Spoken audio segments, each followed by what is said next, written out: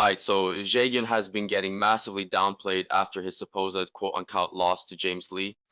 And I want to clear up some major misunderstandings surrounding that fight and the circumstances leading into it. To start, Jagan was already dodging through most of James's attacks. His death kick not landing comes down to two primary factors. One, he was holding back as explicitly stated by the narrative, and second, he was already exhausted and heavily fatigued. I'll break both points down. First, the narrative literally states, quote unquote, it's all an act, his true strength for revenge, but not today. At the moment, he could be a threat even to me. Breaking this down, hides his true strength for revenge directly refers to Yeon's fight with Yu-jae, where he sought revenge for Yu-gang's death. Chapter 575 fully supports interpretation.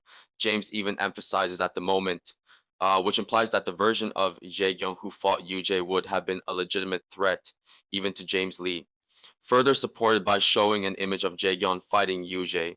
That implication is pretty straightforward, so there's no need to overcomplicate it. Expanding further on this point, the revenge version of Jae-gyeon poured all of his power into a single death kick to finish Yu-jae.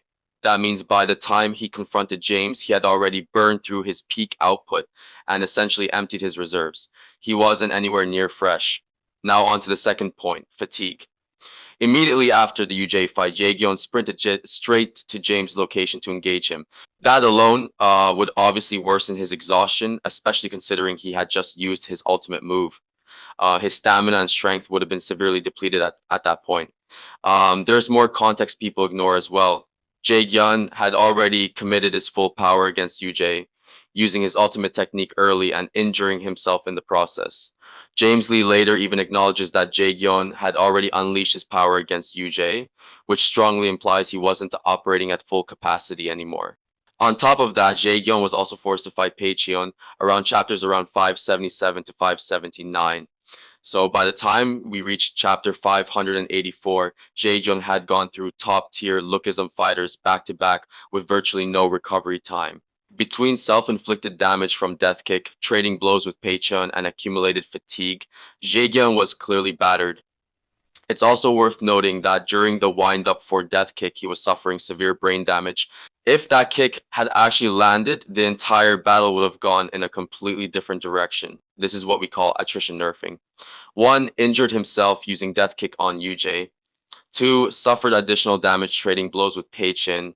Three, entered the James Lee fight already fatigued, battered, and mentally strained. Four, Jae Gyeong was suffering severe brain damage during the death kick windup. Now, moving on to Jae Gyeong's actual feats.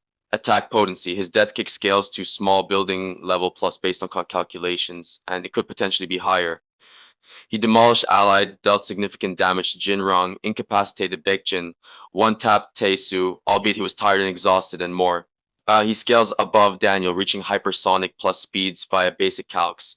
He ran faster than James Lee, Perception Blitzed, and Speed Blitzed Langin Gang, Blitz James, and Blitz Allied. Durability, roughly building level based on his showing against Allied. While his raw durability isn't his strongest stat, it can still be scaled relative to James Lee's attack potency during their exchange.